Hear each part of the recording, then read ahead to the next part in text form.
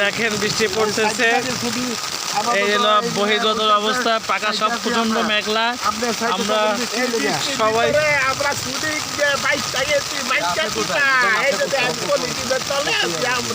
আপনার পিছনে কার একজন আছে হাসমত ভাই, পিছনে কারা আছে?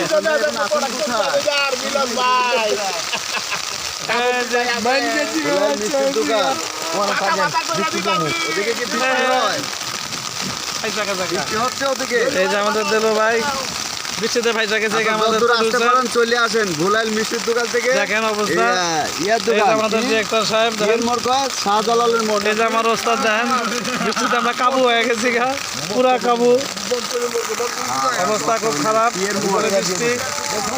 এই দৃশ্য ছোটবেলায় দেখছি, এখন বড় হয়ে দেখা দেখেন কি বলে রেপ করছে যেখানে রেপ করছে সেখানে আসবে না, রেপ স্পট হচ্ছে এখানে, আপনি অফিসে চলে আসবেন। ও রেপ করছে এখানে চলে আসবে না, উনি এত বড় সন্ত্রাসী যে রেপ করার পর সে উন্মুক্ত হয়ে ঘুরে।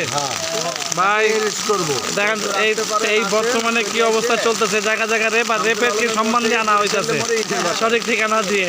কি অবস্থা, ছবির নাম কি ভাই? সর্বনাশা পদ্মার মধ্যে রেপিস্টের সম্মান দেওয়া হচ্ছে। আসলে তো আর আনার পরে কেন মারা হবে? সম্মান দেওয়া হচ্ছে না, এটা টেলিভিশন হচ্ছে, টেলিভিশন তাদের আইনের আওতা আনা হবে। এইভাবে কথা বললে হয় একজন নাপিত?